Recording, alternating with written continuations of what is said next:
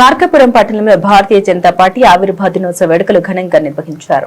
ఈ కార్యక్రమానికి ముఖ్య అతిథిగా ఆంధ్రప్రదేశ్ ప్రభుత్వ 20 సూత్రాల అమలు కమిటీ చైర్మన్ లంకా దినకర్ హాజరయ్యారు. ముందుగా మార్కాపురం పట్టణంలోని గడియార స్తంభం సెంటర్ వద్ద పార్టీ జెండాను ఆవిష్కరించి పార్టీ స్థాపకుల సేవలను స్మరించుకున్నారు. అనంతరం స్థానిక ప్రెస్ క్లబ్ లో ఏర్పాటు చేసిన సమావేశంలో పార్టీ కార్యకర్తలను ఉద్దేశించి ప్రసంగించారు. పార్టీ బలోపేతానికి ప్రతి కార్యకర్త కృషి చేయాలని, కేంద్ర ప్రభుత్వం అమలు చేస్తున్న అభివృద్ధి సంక్షేమ పథకాలను ప్రజలకు వివరించాలని సూచించారు. ఈ సందర్భంగా మీడియాతో మాట్లాడిన లంకా దినకర్ వెనుకబడిన పశ్చిమ ప్రాంత అభివృద్ధి కోసం మార్కాపురం జిల్లాను ఏర్పాటు చేయడం మంచి నిర్ణయమని అన్నారు.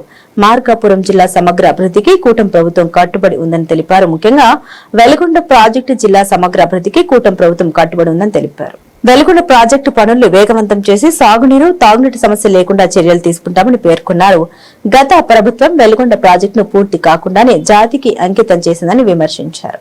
మార్కాపురం జిల్లాలో రోడ్లు, త్రాగునీరు, సాగునీరు, విద్య, వైద్యం వంటి రంగాల్లో అభివృద్ధి పనులు చేపట్టే దిశగా ప్రభుత్వం చర్యలు తీసుకుంటుందని తెలిపారు.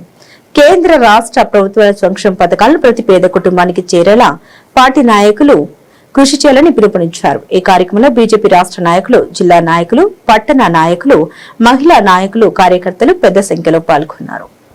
పడినటువంటి ప్రాంతాలకి యాస్పిరేషన్ డిస్ట్రిక్ట్స్ గా, బ్లాక్స్ గా, ఈ జిల్లాలో కూడా ఎర్రగొండపాలెం యాస్పిరేషన్ బ్లాక్ గా తీసుకున్నారు.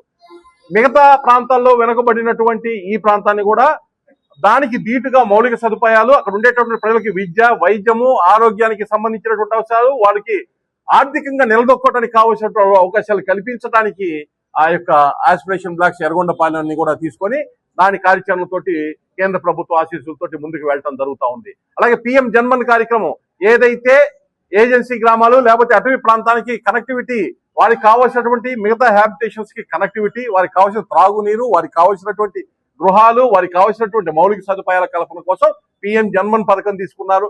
అది కూడా ఇక్కడ ఈ ప్రాంతంలో నల్లమల్ల అటవీ ప్రాంతంలో ఆ యొక్క కార్యాచరణ జరుగుతున్నటువంటి పరిస్థితి. ఈ విధంగా అనేక రకాలైనటువంటి కేంద్ర ప్రాయోజిత పథకాలు 48 సంవత్సరాలకు అంత్యోదయ స్ఫూర్తితోటి చిట్ట చివరి లబ్ధిదారుల వరకు కూడా ఎవరైతే ఉన్నారో వారందరికీ అందాలి అనేటటువంటి స్ఫూర్తితోటి ఈ యొక్క భారతీయ జనతా పార్టీ ప్రభుత్వం, ప్రధానమంత్రి నరేంద్ర మోడీ గారి సారథ్యంలో ఎన్డీఏ ప్రభుత్వం డబుల్ ఇంజన్ సర్కార్ ఇవాళ పనిచేస్తా ఉంది.